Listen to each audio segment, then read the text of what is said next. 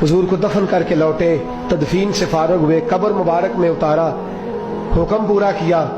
कहते हैं वापस आए तो जनाब अनस से सैयदा फातिमा कहने लगी, अनस तूने भी मेरे रसूल पे मिट्टी डाली है, अनस तेरी जरूरत हो गई थी।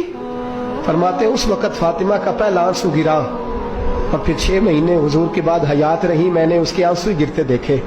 लोग सो जाते, वो हुजूर के रोजे पे जाके बैठ जाती। कहते मैं समझाता बहलाता, लेकिन फातिमा कहती अली सबर अपनी जगह, कर्म अपनी जगह। और मैं तुझे क्या बताऊं, बहन भाई पहले सारे चले गए, वालदा पहले छोड़ गई, अब हुजूर अलैहिस्सलातु सलाम ने भी पर्दा डाल लिया है, मुझे चाह और जानिब कुछ दिखाई नहीं देता। कहते 6वां महीना था हुजूर के विसाल को। एक दिन मुस्कुराती हुई फातिमा घर आई रोजे से रात को बच्चों के साथ, तो शेर खुदा कहने लगे, मैंने कहा फातिमा बड़े दिनों के बाद मुस्कुराते देखा, क्या बात है? तो कहने लगी अली आज मेरी आंख लग गई थी, मुझे हुजूर ख्वाब में मिले हैं, तो मुझे हुजूर ने कहा तू रोती क्यों है? तो मैंने कहा महबूबा मेरा दिल नहीं लगता। तो फरमाया बेटी तैयारी कर, तू मेरे पास आने वाली है। हजरत अली फरमाते बस फातिमा बीमार हुई, चंद दिन गुजरे तो मुझे बुलाया, तो कहने लगे अली वक्त जाने का आ गया है, ये अली के घर की है इज्जत, अली से सुनते, नबी के घर की है इज्जत, नबी से सुनते। वो जिसने मुअज़्ज़ज़ किया घराने को, हुसैन पाल के जिसने दिया जमाने को, जाने का वक्त आ गया है अली। पहली बात तो यह है कि हुजूर की नवासी जनाबे उमामा से शादी कर लेना, वो हुजूर को बड़ी प्यारी है।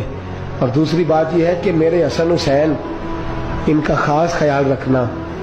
और तीसरे लफ्ज कहे तो हजरत अली तड़प के रोए, कहने लगी मैंने वक्त गुजारा है, आपकी हुकूक मेरी जिम्मेदारी थे, मैं इंसान थी भूल जाती थी, अगर मुझसे कहीं कोई कमी रह गई हो तो मुझे रज़ाए इलाही से दरगुजर करना, कहीं मैं हुजूर के सामने जाके शर्मिंदा ना हो जाऊं। शेर खुदा करम अल्लाह ताला वजहुल करीम फरमाते मैंने हाथ थामा और मैंने कहा फातिमा अली का बड़ा मर्तबा था, पर जो तेरी निस्बत से कमाल था वो तेरा ही था।